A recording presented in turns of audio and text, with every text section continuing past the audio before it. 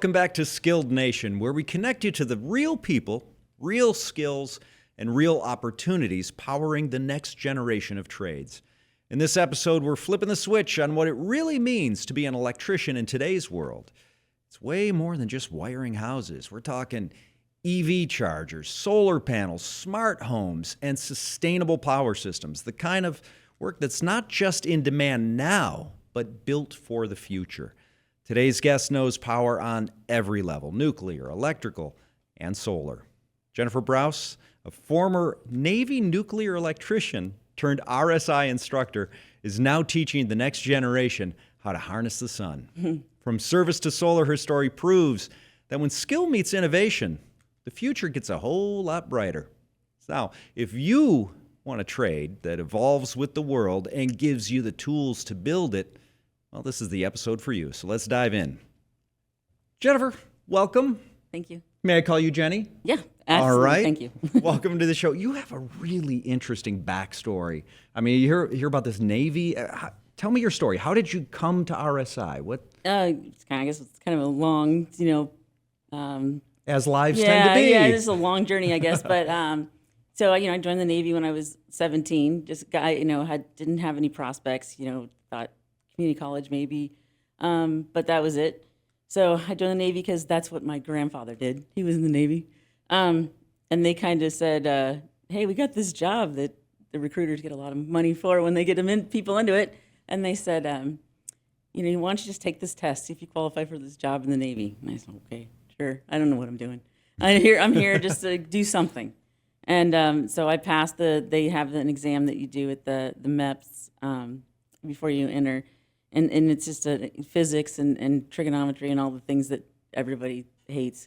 So I took that and I passed it, barely, but I passed it. And they said, "That's great. Now you could be in the nuclear field." What? I don't even know. Oh, wow. I didn't know what they were talking about, really. So, okay. And then it was a matter of, okay, well, now there's 3 different jobs you can do. There's, an electronics job and a mechanical job and an electrical job. And I said, "What do they do?" Nothing. So I looked and I read all the descriptions and I said, "Well, the electrician kind of sounds like in between the electronics guy and the mechanical guy, so I'll just pick that one." Yeah, you went down the middle path. And then, once we started getting into the hands-on, the training program's really intense, but learning that and getting into it, I was like, "This stuff's really cool. Like, I really like it." And I started to really, really enjoy it. And I always tell my students, though, I said, it didn't make sense to me really until I started teaching. Okay. Yeah. Because sometimes you sort things out when you have to explain something to someone else. Yes. Now you got to break it down into its constituent parts. So, but on this path, this is fascinating because you were kind of just doing the next thing, the next thing, and then you stumbled onto an entire career path. Yeah, it was kind of interesting because I went from the Navy, and as a lot of those guys, people do, is get into power plants. Most of the people who are running these the nuclear plants are ex-Navy nukes too. Okay. So it's kind of a small world, little brotherhood. So I got hired on a nuke plant, and I was married at the time. And while we were there, he got a job out here at Palo Verde, and I said, "I really don't want to go into doing this. I'd try something different." So we went really different and went down the road to the combined cycle, which is a gas plant. And so I got some experience there, which was neat because it was, even though it's still power plant, power generation, they ran differently. But then I got pregnant, and I said, okay, well, I'll go on my leave, and when I get back, and my boss at the time said, "You're not coming back. You're going to hold that baby. You're not coming back." And so then 4 kids later, and they're in school and they're getting older, and it's years later, and it's time for me to get out and do something. I've been volunteering for veterans groups and things like that, and doing things with the kids, the school. But then my now former husband, he had gotten at the plant. The local community college came in and asked them if some of the instructors wouldn't mind moonlighting as an adjunct. And it turned out it was they're teaching maintenance they're teaching their job to just young college kids. Okay. So that was a good stepping stone at the time. I thought, okay, I can do this part-time job, still be with the kids. And it kind of went from there. Because they had so few part-timers and they had, kind of a problem with the, retention. I somehow ended up within a few months, like running the program wow. just temporarily. I wasn't like running it completely. I still got a lot of help from the higher ups, but we're out in Buckeye at the satellite campus and there's just nothing out there, so something happens, you need something. Well, it's you and the other instructors who are all part-timers. But it was just a temporary position and they found someone more qualified. And then I, took a little break from that and then to deal with, children and life and everything. And then I got ready to come back out again. I said, I can go work at these power plants and it's great. It's a fantastic job. I love it. But they're 12-hour shifts, they're long, and the power plants are all far away. They're usually, Yeah. And you make great money, fantastic money. But I was like, man, I don't want to work that job again, and it's rewarding kind of sometimes. But then I started thinking, why don't I go back to teaching? I enjoyed that. And so I put out my resume. It's a bunch of different places, and even though I'd gone through all of the job training and all of that, anyone that had, only the people who had humans who actually read the paper were the only ones that called me back. Right. Which I thought was interesting because I was going through, I had all the keywords, like a lot of stuff I was overqualified for. I can do all this, I can do that. But yeah, never got a call back. But RSI called me. Okay. And it was one of those things where, I'm going to go in. I said, okay, I'll go in and I'll meet these people and do an interview, see how it goes. They said, well, we're an HVAC school. And I said, well, I've never done HVAC in my life. Oh, that's okay, you'll learn. And, a couple of the guys there were Navy too. So they said, well, we know you're training from it, you can learn anything. And but the real thing was I went in there, and the people, it's a culture, right? And and I really clicked with them, and they had me teach a couple of things, and in front of everybody, and they said, well, let's take you to the president and get you hired. And, okay, this is fantastic. And since then, just been enjoying it. I love the students and all the backgrounds they come from and everything. Well, so that's a really cool path that. It sounds like it was just unfolding in front of you as you took the next step. It kind of was. At every step, it was like not necessarily a plan, but it was what's next, right? So tell me a little bit about that culture that attracted you, because we're hearing so much over the course of doing this podcast about the culture at RSI, and it seems to be one where it's about genuine connection, genuine concern, empathy. Absolutely. How do you contribute to that, and what did you find when you landed there? Well, the first thing was just the person, the human resources person I talked to from the beginning. Super friendly, generous, and just really outgoing personality. And I thought, this, you're feeling good already going into the place. Yeah. And I go in, and my first thing is finally get to meet you in person and give me a hug. And then everybody's taking me around and asking, I heard you're a veteran. What branch were you in? They're interested in you, right? Yeah. And they welcomed me in, as one of them, right? But I went and met all the instructors, and they were all really great about giving time to mentor me and learn. Because I said, I've never done HVAC. They're like, you're going to do fine. You can do it. So so they saw the whole person. Yeah, that you weren't just a piece of paper or a form yeah. or a resume. Okay. And so how does your Navy background directly or indirectly connect or inform what you're doing right now? Because right now, you're a fundamentals of solar instructor, which doesn't sound like HVAC. Correct me if I'm wrong. What specifically define fundamentals of solar, and how does your background really help with that? So the big thing with them, well, first of all, RSI they have the electrical program now too, but everybody takes the fundamentals of solar class. Actually, our refrigeration people, HVAC, them. Now it's more than just learning about solar, but we'll start there. That's an industry that's growing, and unfortunately, there's a lot of people out there who are not good people, and they're selling. I always joke about in the class. I said, even if you don't want to be a solar technician, be there when grandma or your auntie's getting their solar, and you can go in and you understand enough to know that this company's looks suspicious, and these guys seem to know what they're talking about. I said, more than anything, we're going to teach you to ask questions.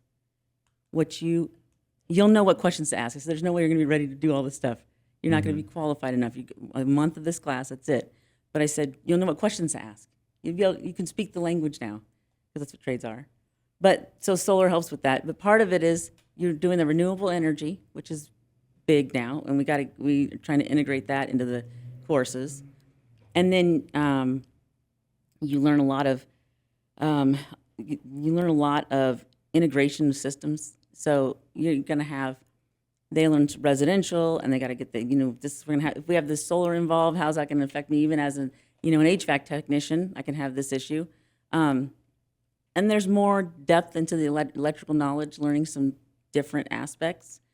And in a way, it's a little bit, we got to learn some electronics, because you have the inverter, but the panel is just one big diode. I mean, that's kind of what I explain to them. But the fundamentals of it really all start, I tell them, look, everything past this panel, it should be not even weird to you. Everything should make sense. You've seen it before. You're learning more about it. You're getting some more information and how we use it and what it looks like. Get your hands on it, so you can feel comfortable with that kind of new stuff.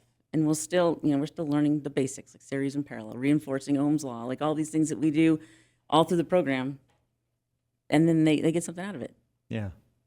So when I think of being on a Navy ship, I think of that as being, every day might be a little different, but there's also a lot of structure. There's also a lot of high stakes, right? I mean, how did that prepare you for your path? What do you bring from that into the classroom? Oh my goodness. Number one is confidence and resiliency. I mean, in particular, the field that I was in, they kind of used to joke about how, you had these like two extremes in the Navy, and that was the Navy nukes and then the SEALs. So the SEALs were super physical, and it's not a fair comparison, really, it's different. But, we were in the classroom doing a lot of study, and it was an intense program run by Admiral Rickover, and he had this plan. He wanted every single person to be trained at the same level, all the officers, all the enlisted. And it was a really intense program that I think the attrition rate was something like 60% or something. It was really high. Wow. And you by the Is time that on purpose? Is that like a weed out kind of a thing? Yeah, yes. It's a pressure thing, because now because the whole goal is, you're running a nuclear plant as a kid. We were in school for almost 2 years, so you came out at least 20-ish, but still, you're kids, right? And you had to be it wasn't really that happened in boot camp thing. It was in the schooling and the working and qualifying, but you had to be prepared to handle the pressure if something happened, because you are in a vessel. And mostly this was designed for submariners, so they're definitely, at the time that women were not on submarines, so I was on a surface ship, but that's what it's designed for. Like, you have to make sure you got this all right. When there's an emergency, you can do it without it's like muscle memory. Yeah, okay. And then at the same time, training. Wow. At the same time, you want this, because you're dealing with a nuclear reactor that you're taking care of, along with all of its systems that there's high pressure steam, lots of chemicals, all these things that can go wrong, and then you're dealing with that. But a naval reactor is weapons grade fuel is what they use. Okay. So you're thinking, if this goes bad, it's going to go bad. Yeah, it's going to go bad. Big. Right. So, and it's designed like amazingly well, but so when I pick up all these things, they would train you. There was and the power plants, the nuclear industry is the same way. They internally train each other. They have a group of people from other plants that work together, and they come in and they put them through emergencies. Say, what happens if this happens? Okay. What happens if this happens? What happens if you have an earthquake and a tsunami, right, at the same time? But you grade each other, and then when the regulatory people come in, they don't really have to do much of anything, because you're self-policing. So, but anyway, all of that leads to a really intense understanding of all the systems as well as your own job. So how does that translate? And I should remind people who we're talking to, this is Jenny Browse. She is teaching fundamentals of solar at RSI. And when I think of a really complex system like that, right, and then I think of solar, I think solar as two things, right? something up on someone's roof, right? The residential, or sometimes when you're driving between states, right, and you're out in the middle of nowhere, and there's just a field, right, of solar. What were you able to carry over from nuclear to solar? I mean, they seem so different to me. Right. Then but they, in a way they are, but in a way they aren't. They're just power generation. You're generating power. Okay. And you get that electricity from somewhere. And we used to joke about how all the different power plants were the same. You just had a different hot rock, they'd call it, whatever made your, the hot you rock. know, the thing to make your turbine spin. And then the rest of it's all the same, down all of it. Okay. So it's the same with the solar panels at a much lower, you know, these power plants put out very high voltages, but and you don't put out that kind of voltage solar panels, but it's the same thing. You have this power generation you need to worry about. You need to be able to understand what kind of potential you have there, what kind of power you're going to get out of that, and design it correct. So they actually kind of design these things. They kind of engineer it, and that integration of systems. Okay, now that we've got the panels, but you know you got to make sure that we got to look at how you're connecting with these batteries, if you have batteries. Or do you have a windmill you're going to hook up, or another generator? You got all these systems that you got to worry about. How are we going to put those together? In the Navy, that's all we did. We trained on that all the time. Okay. So you get training on your own job. That's directly applicable. Yeah, and then there's concepts I learned. So, you know, I learned the whole everything. Everybody learns everything, and then you just focus you get a basic understanding of all the jobs within that field, like what everybody's doing. So you understand chemistry, you understand reactor theory, try to understand reactor theory, and you understand how the steam plants work, and you understand all that, and then but your specialized training is electrical, like in my case, right? Okay. Motors, generators, but electricity, look, it's all the same. Like most of the things we use. Yeah. So once you get past the rotor, or once you get past the solar panel, or once you get past the nuclear grade, reactor, it's basically there's a point at which it all just becomes storing and shipping electricity. Yeah, I mean, yeah, exactly. Okay. So, but this does fit into a larger discussion that people are having, right, about renewables. Mm-hmm. How important are you seeing this role? And the students you're training for it, right? This seems future-proof. It really being an electrician is that way, or being in the electrical fields, because it all relates. Even if most people, if they have a basic understanding of electricity, mm-hmm. And here's where a lot of the instructors and a lot of my students disagree with me, but I say the theory is really important, Yeah. Okay, so then they agree, the instructors, but I say you got to go a little deeper. You got to get an understanding of how this relates to this, and you're talking underlying concepts. Yeah, and so I said because once you get the understanding of these basic things, we're going to look at a relay, we're going to look at a motor, we're going to look at a capacitor, we're going to look at some diodes, and everything is a version of what we just talked about, everything. Right. So we can have a big, whatever, like everything they're doing, and if you understand that, electricity is ridiculously predictable, but there's so many variables that, if you don't know all the variables, you're going to miss what it's going to do. So you got to have this, this idea, which is also what we really focus on. Like this first time they're going to come in and get where they're going to design something, build something. I said, okay, you need this much power, but what happens with this time of year when it's shade, when it's maybe cloudy all the time? Or what's going to happen when it gets really hot? How do the solar panels react? What if you decide to move to Australia and be a solar technician? What are you going to have to learn? Okay. That kind of thing. But you say if you understand the underlying premises and you understand the concepts, a lot of that you'll understand intuitively.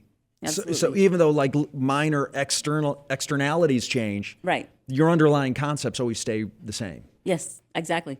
Okay. So I mean, like I said, I've never done refrigeration, HVAC, but anytime I go and ask an instructor like how this works, or usually I kind of jump in and is this like it does this or it does this, and they're because you recognize it conceptually, and then they okay, no, it actually does this. You kind of got that backwards or whatever, but which is what I did when I was teaching the phase 1, which is the first class, fundamentals of electricity, is where I started, which made sense for me. But they had these drawings for like a heating system. It was actually for a heat pump system, and it was a ladder diagram, which is very electricians. That's what we do. It's bread and butter, how we troubleshoot. So the students were asking me, and here I am in like my first couple of weeks of class, and I got to know everything, right? So they're asking me how this works with this heat pump, and I'm looking at it, I'm like, okay. So I kind of walk it through, and I said this and that, and anyway, the next day, one of the other senior instructors was in there talking to the students. He goes, "Who told these guys how this thing works? They're totally wrong." And I was like, that was me. That would be me. So as an instructor, you're still learning. Absolutely. Yeah. Constantly. And I do that all the time. Well, you say that instructing helped you understand Absolutely, concepts yes. even more deeply. And I tell it to my students all the time. I said, look, you guys help each other before you ask me. I said, I'm not trying to be lazy. I'm trying to help you guys out, right? I said, the more you teach somebody, that, oh, I don't know, but I don't know what that, well, Jenny, I said, well, talk to you about what you do know and where you're kind of struggling, maybe you're not sure, you guys can discuss it. And then everybody around you knows something. Yeah. And you pick it up. And I've found a lot of times with some of these concepts, almost all the time, somebody's really struggling getting a concept.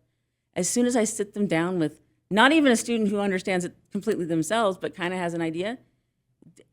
The conversation. And I'll hear some weird analogy that makes no sense. Like it's just strange. It does make sense when I think about it, so they're not getting it wrong. And the other person goes, it's like eureka. Yeah, ding. Yeah, light bulb goes right. off. And it's like crazy. And that prepares them for the ethic in workplaces, where Absolutely. you got to be able to have those conversations and collaborate and troubleshoot and problem solve. Absolutely. When do you see, speaking of light bulb moments, what does it feel like for you as an instructor when you see somebody have that light bulb go off? Oh my gosh. That moment of passion where they realize they're on the right path? It's awesome. It's like, it's almost the same level as my kids when they accomplish something. Like, I am so excited for them. And when I was in that fundamentals of electricity, so we have it the way it's set up. There's 3 classes a day, and the instructors share the middle class. The 2 instructors, one the day and the night. And so it happened that the night instructor I worked with, Lamar and I, we were new. Both of us kind of thrown in this thing, and we're trying to work together. And so we're in that afternoon class together. When one of the students, in fact, I think we were sitting at the desk. He was showing, kind of turned over to me, or vice versa. I don't remember which way. But anyway, we were talking about this one student, and he's struggling. I know he's smart enough to get this. What's going on? And we're talking back and forth, and all of a sudden, I don't remember. Somebody said something that made. I don't know how it got it, and he literally jumped up, and he threw his notebook down, and he goes, "I get it!" He goes, "I get it now!" And he's like, "Right, Jenny, I get it. Lamar, I get it!" He's all excited. He's in our face, and Lamar was like, "I was gonna cry." I was like, "I know, me too." We were so excited. We talk about that moment all the time. That was our favorite moment. And we got to see it together, our student. That's so cool. Well, look, the switch doesn't flip that drastically for everybody. Sometimes it's more of a process, right? I imagine. Yes. Oh, definitely. Do you see? How much do you track your students? What do you see them in terms of seeing this not just as a training program, but a career path? They tend to stick. I think it's the students that from the background they're from, that kind of thing. But some of them, it just depends. Most of them are on track. They want to do refrigeration. They want to do HVAC. They want to do electrical. A lot of them have family, or they got friends, or they know somebody, and they're just going to get in. They want. Almost always when I do like introductions, like the icebreakers, ask them what they're doing. They almost to make money, hardly ever. Okay. So that's a thing for them. But every once in a while you have a few that, and some of them will come back and do it. They might change their ideas, but there's a couple that will do something crazy. We have a student that is going out onto the cargo ships. He's going to go on a freighter. And as an electrician, and I said, "You're going to be the only one on there." He goes, "I know it's going to be great." He's like, "I'll be able to do stuff." And what if you're you get dead in the water or something? You can't get it's your fault. He's like, "I won't do that, Jenny." He's like, "I won't." I said, "Okay, all right, you get the confidence, you do it, But he liked it because he has to do everything. Right. He's not just He's the guy on that ship in the middle of nowhere. And you have these people have these realizations, and some people, they're like, "I'm not doing this," And I said, "Well, just learn." And that's the other thing. You get something out of every single class you take there. Because there's always a conflict between instructor and student sometimes, or the curriculum's really difficult. But sometimes that sort of makes them, think differently too. Maybe I should go down this path. I have some that finished up the HVAC program, and now they're finished. Now they're the last they're doing the last part of the electrical certificate program, and that's why and I started teaching that recently. So that's 3 months in a row that they're the same instructor, same classroom, and I'm super excited about that because it's like kindergarten teachers. I always see them; they're like crying because the kids are going away. I feel the same way when they leave Right. because they're they go so fast. Yeah. So And you create a real bond, though. oh yeah. In fact, Yeah. they sometimes disruptively so, but my students from the other classes, they go on a break and they're yelling Jenny, and they're yelling at me, That's but gotta feel it's great. it's fantastic and I love it. And they'll call me up and they'll say, Jenny, I just got a job doing this, and that's fantastic. I'm so glad to hear it. Oh, that must feel really good when It when they does. circle back and tell you Oh, that. absolutely. And are you seeing not only a change in their lives, like that we're talking a lot of kind of emotionally, but financial base, stability, structure? Absolutely. I have one of my students that when he started the program, he had a long term girlfriend. They weren't even married yet. He was just barely made. He was working some moving company. She's doing tenting, and she's pregnant, and they had 2 other like little ones that were having behavioral problems because of their real father or whatever. It was the whole thing was just, and he'd call me, Jenny, I'm running late because I got to drop my kids off at school, and Yeah, but a lot he'd of life stay happening. right. Yeah. And then probably about a month before he graduated, he told me, Jenny, he goes, I got a job from this apartment complex, but they're like a nice high-end place, and he goes, and they hired me, and he says, I'm making great money. He goes, and I got insurance now and all this stuff. Like, he was so excited. And he's got pictures on, sends a picture. He's got his like nice polo shirt on they gave him. And he's so excited, like the excitement in him. And I was like, you're in your 30s. You don't have to act like a little kid, right? No, it was great. It was beautiful to hear that, so. That's a game changer. It is. Especially it's huge. that stability, that regular paycheck, the insurance because he's staff. That's a game changer. It is. And you go from what you were describing is a lot of chaos and kind of catch can and just scraping by into some stability. That's a huge lifestyle change and just mindset change. And I don't know how much this is talked about really, but a lot of students that come to RSI are they've been incarcerated fairly recently. They've been released, and they know that this is kind of like they got to do it. Some of them are struggling. You don't find out till later. They don't say anything because that's the kind. But they're home. They're maybe homeless, but they're still coming to class. They're still getting their homework done. That's resilience. It is. It's crazy. But the big thing is with them is that they're like, this is because the people that hire them too are usually they've got that background and they understand, so they get a job. And they're so excited because they're so happy they get a good job. Somebody finally hires them, doesn't see them for their background, sees them for who they are now.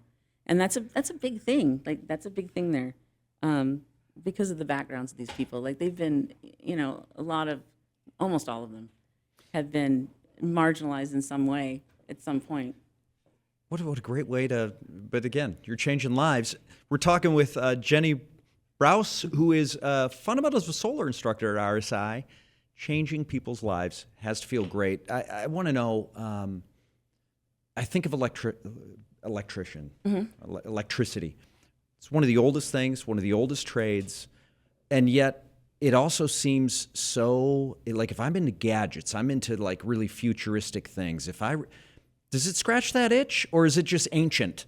Or is it very forward, high-tech-y? Here's the thing about being an electrician. You get all the basics. You learn how to do all these things at the basic level, and then you go down whatever route you want that you like, that interests you, because there's so many different paths for electricity. Literally, but people might go work, do residential. Maybe they're doing new builds. Maybe they're rewiring people's houses. That's a totally different environment. If you're going to say to fix people's, rewire an old house, get it back online, that's totally different than just installing into a new build. Right. You got to deal with completely different kinds of, scenarios. And that's just residential. Commercial's a whole other thing. Now you've got, more power going in there. You got all kinds of equipment. You got to, deal with different things. And every single industry, and then within the industry company, like there's something different they're doing. Well, everything I see that is like really leaning into the future, right? It's about electrification. Yeah. You're talking solar, you're talking smart homes, you're talking electrical in vehicles, right? It's all electrification.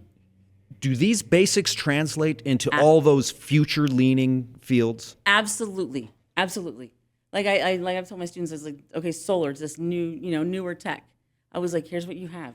You have a big, huge diode that just changes. I said, all it does is change light into electricity. That's it. After that, everything is exactly the same you've ever done. Okay. And we are doing wiring. We're learning how to wire them in parallel, how much power we're going to get out of them. You don't even care about these. All you care about these panels is their specs and when you go out and read them, because they're designed. That's cool. Maybe if you want to design solar panels one day, that's fine. All you know is you've got this means of generating power, and now you're going to figure that out, which we're going to give you a path for that anyway. It's easy now. And I always joke. I relate it to, here's what you're going to be able to do if the zombie apocalypse happens. I was like, this is why you learn this, because you don't have the manual. You don't have YouTube anymore. So what are you going to do? Right. And nobody's going to be perfect, but you're going to find someone who understands it too. And everybody learns a little bit.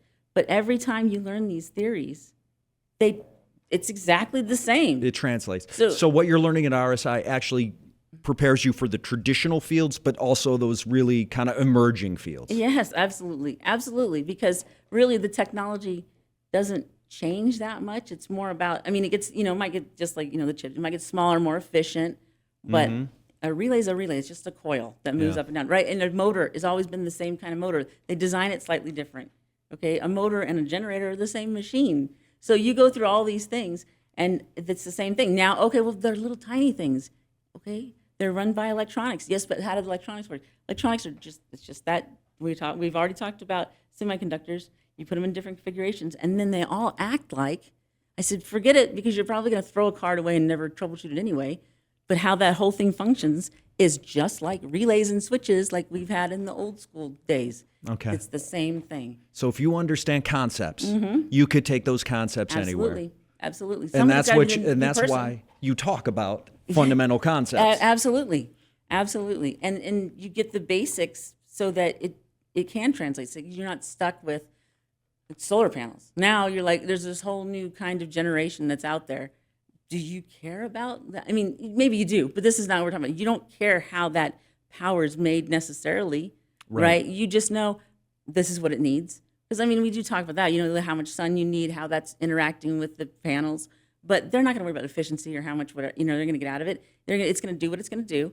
And from there, now they're in their elements. Well, like you said, the hot rock is The just hot different. rock, exactly. But everything downstream of that Yes, has fundamental principles that don't change. exactly.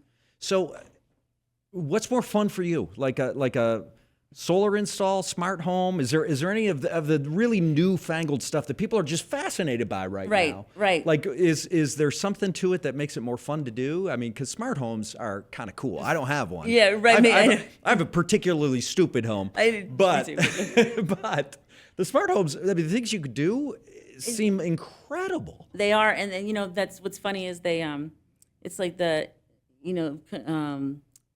consumers, the industries, right? The commercial industries, they have the same kind of things as a smart home, but they do it in a different way. But it's bigger, it's easier to see. So, but anyhow, both of those are great. But in a home, it's definitely a smart home, because good and bad. I would say most people are going to say this sucks. First of all, if you're going to really do this, is in my own house. If you're really going to do this, you need to be you need to be certified in that system before you start installing it.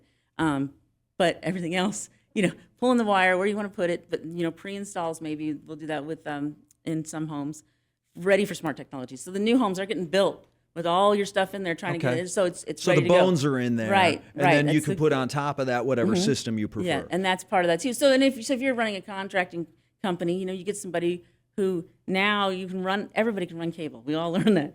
But now you get out, how are we going to put this together? Where's this going to go? Where's this? And the security systems, there's so much. I think that's fun only because it's a struggle. And that's, and I've told my students, I was like, the best part of this job is not going to be pulling all this stuff and making all this money. The best part of this job is going to be troubleshooting when you can't find the problem. And, it's not a typical thing. That's why you learn this theory, because now it does weird things. It's weird. But what's fun. The smart home is troubleshooting. It has a lot of components. especially and if you're adding things to somebody's house after they've had other things, now you run into compatibility issues and all that, and but then there's signal blockage or you got oh man, there's so many different things. So the smart home it presents unique challenges, but the challenge is the fun part, is what you're saying. Yeah, and if you have the money, you buy it all at one time. Though that's when it's not too. That's when I think it's probably really fun. Yeah. Then if you buy it all at once, everything's talking to each other, right? Because it's all the same brand or whatever. What is a trend though that is just coming down the pike that people might not, listeners might not know about, that they should be paying attention to? As far as like technology for people, tech in homes, tech in offices, because a little more related to electrical, I guess. I mean, I'm a little more familiar with because of the manufacturing industry. That's kind of interesting. The amount of AI they use that they're using in manufacturing, like Nestle and Ball and and Wait, Pepsi. everyone's afraid of AI. Are you saying that what you're training people to do is actually they're gonna be helping with AI, keeping the AI systems going? People don't usually refer to it as AI, but it's anything that machine learns, right? You can learn, it learns and can. It's automated, but it learns for itself, right? That's the big thing, and that's what a lot of manufacturing places are moving into that, and the companies that build those components for them, integrate a lot of that stuff. Like, for instance, this is where I would relate it to as being a technician, okay? And I've told my students a lot. I said, a lot of us are instructors. We come from a certain background, and we kind of pigeonhole you into those jobs, but. I said, even HVAC technicians, I said, you do so much electrical work, and everybody needs, coolers. I said, once you understand the fundamentals, you can do any job. But these manufacturing places, they do things like you can pick up your phone, the AR, the augmented reality, where it's virtual reality, but it's, in the real world. You take your phone or your tablet or whatever, and you go into the piece of equipment. It might be the whole system, and it shows you put it on there. It's got a little click, a link, so you can get out and look at the part that you have, whatever part number it is, what its purpose is, like the whole system. You can do that with each part. So if something goes bad, they go through their phone and they say the last reading on this was bad, and you can click on it. Here's where the manufacturing link is. Here's where you can order it. Here's how much it costs. Here's what here's its function. And then, you just with your phone, walk up and do that. And I thought, that's amazing. So these are AI-proof careers because somebody still has to keep all that stuff going. Absolutely. That's it too. So your AI is not going to understand. It's again the troubleshooting thing, right? It never is exactly right. But I always tell people, it's important to collaborate with AI because you have all that information that you can get from them. From that, and you take advantage of that, but it's never going to be. They can't do that. They don't have that ability to think outside the box. So you're, in a sense, by providing fundamentals, giving people the tools to troubleshoot anything. Absolutely. I've told them, I said, this doesn't even apply just to you're in your car and you're fixing it, or because even though you're an electrician, you never worked on automotive, you're getting it, you get it. It makes sense. This works for behavioral problems with your kids. Yeah. It works for why is my wife mad at me? Right? Because it's a way to think. Right, exactly. Yeah. And I said everything's easy. You'll probably annoy everybody because you'll know who the guy is that is the murderer at the end of the show. You figured it out because and they'll talk out loud. That's when you start hearing the guys who are really troubleshooting. They're talking, I think, man, I wonder if we did this. If I did that, they're all going on forever. Okay. All right, just let them be. That mad genius syndrome. Mm-hmm. Yeah, where if it's in your head, it comes out your mouth. They all get it. Every one of those students has this capability. It doesn't matter their background at all. They all can do it. Well, we're coming up on our time, but I want to ask you, what's the favorite thing about your job? What do you love about being the fundamentals of solar or being part of that RSI community? What is your favorite thing? My absolute favorite thing is seeing those moments with my students. And also, when I see them go from, I don't even know if I can't do this. This is hard. To just having some confidence in themselves, changing. You see their whole body change, and they feel like they're somebody. They've been being told their whole life they're nobody, and now they can do it. And the other students who just, and that same student, it's always the one that's the most successful. I swear. It's always so exciting. But all of them, all of them are awesome in their own way. And that's what I love, like learning them and finding out about them and how amazing they are. Yeah. And that only happens because you're seeing the whole person. Yeah. So Yeah, absolutely. it's your favorite thing, and it's a credit to you that you're giving them all of yourself as an instructor. Yes, absolutely. Well, Jenny, thank you for joining the show. Thank you for This has having me. been a Appreciate great it. conversation. Yeah, thanks. And that wraps up another episode of Skilled Nation. Big thanks to Jennifer Brous for showing us how the electrical trade is really evolving and how the next generation of Sparkies is shaping the future through tech, sustainability, and some serious skill. If this episode lit a fire for your future, well, don't let it fade. Visit tws.edu or rsi.edu to explore electrical training programs, scholarships, and real-world paths to a career that grows with you. Okay, next week we're flipping the script. Episode 8, Inside Admissions, Guiding the Next Generation. We're going to have 2 admissions counselors from Tulsa Welding School's Jacksonville campus share how they help students take that very first step into the trades and why the right conversation can really just change everything. Until then, stay focused, stay fired up, and keep building your future. This is Skilled Nation.